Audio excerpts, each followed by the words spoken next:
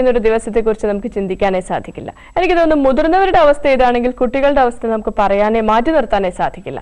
സാധാരണ ഇപ്പോൾ നമ്മുടെ ഡേ കെയർ സെന്റേഴ്സിന്റെ ഒക്കെ കാര്യം എടുക്കുകയാണെങ്കിൽ ദിവസേന 70% ഡേ കെയർ സെന്ററുകളിലാണ് ദിവസേന TV കാണുന്നത്. അതുപോലെ തന്നെ മറ്റു കണക്കുകൾ സൂചിപ്പിക്കുകയാണെങ്കിൽ ഇപ്പോൾ കുട്ടികൾ സ്കൂളിൽ പോകുന്ന കുട്ടികളാണെങ്കിൽ 900 മണിക്കൂറുകൾ കുട്ടികൾ സ്കൂളിൽ ചെലവാക്കുന്നുവെങ്കിൽ 1023 മണിക്കൂറുകളാണ് കുട്ടികൾ TVക്ക് മുന്നിൽ ചെലവാക്കുന്നത്.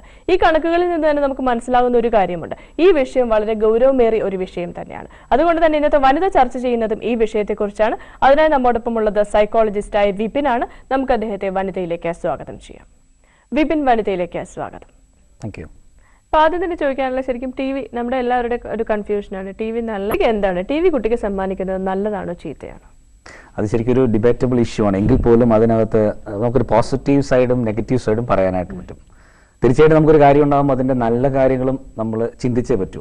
ആ നന്മ ഉള്ളത് കൊണ്ടാണല്ലോ ധാരാളം TV ചാനലുകൾ ഉണ്ടാകുന്നതും കൂടുതലായിട്ട് പല പല പ്രോഗ്രാമുകൾ കുട്ടികൾക്ക് വേണ്ടി അല്ല മറ്റു പലതരങ്ങളിലൊക്കെ നിർമ്മിക്കപ്പെടുകയോ ചർച്ച ചെയ്യപ്പെടുകയോ ഒക്കെ ചെയ്യുന്നത്. അതോടൊപ്പം തന്നെ ഇതിന് എന്തെങ്കിലും നെഗറ്റീവ് ഇമ്പാക്റ്റ് ഉണ്ടോ എന്നുള്ളതും ഒരു പ്രധാനപ്പെട്ട വിഷയം തന്നെയാണ്.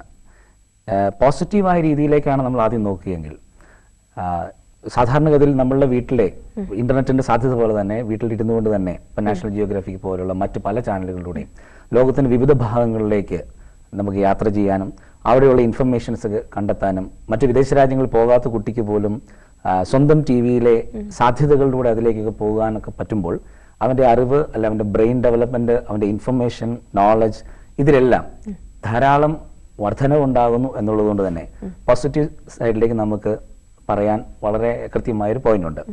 കൂടാതെ ഇത് കലകളുടെയും അതുപോലെ അവന്റെ കയ്യിലുള്ള കഴിവുകളുടെ ഒരു സാക്ഷാത്കാരം, മറ്റു രാജ്യങ്ങളിൽ അല്ലെ മറ്റു വേദികളിൽ കുട്ടികൾ പെർഫോം ചെയ്യുമ്പോൾ അവരെ പോലെ തനിക്കായി മാറാനുള്ള സ്വന്തമായിട്ടുള്ള മോട്ടിവേഷൻ ബിൽഡ് ചെയ്യപ്പെടാൻ അതും ഒരു സാധ്യത. പ്രത്യേകിച്ച് ഇപ്പോൾ നടന്നുകൊണ്ടിരിക്കുന്ന റിയാലിറ്റി ഷോകളൊക്കെ കാണുമ്പോഴേക്കും അവിടെ പ്രത്യേകിച്ച് ഒരുപാട് ആളുകൾക്ക് പങ്കെടുക്കാൻ സാധിക്കുന്നു, അവിടെ മോട്ടിവേഷൻ കിട്ടുന്നു, സപ്പോർട്ട് കിട്ടുന്നു, തനിക്കും അതാകാൻ സാധിക്കും എന്നുള്ളതുകൊണ്ട് തന്നെ ഇപ്പോൾ പാട്ട് പഠിക്കുന്നവരും ഡാൻസ് പഠിക്കുന്നവരും അഭിനയം പഠിക്കുന്നവരുടെയും എണ്ണം കൂടുകയും തങ്ങളുടെ ഉള്ളിൽ ഒളിഞ്ഞു കിടക്കുന്ന സാധ്യതകളിലേക്ക് മുന്നോട്ട് പോകാനായിട്ട് അവർക്ക് പറ്റുന്നു എന്നുള്ളതൊക്കെ ഇത്തരം TV പ്രോഗ്രാമുകളുടെ തന്നെ ഒരു പോസിറ്റീവ് സൈഡായിട്ട് നമുക്ക് പറയാൻ സാധിക്കും.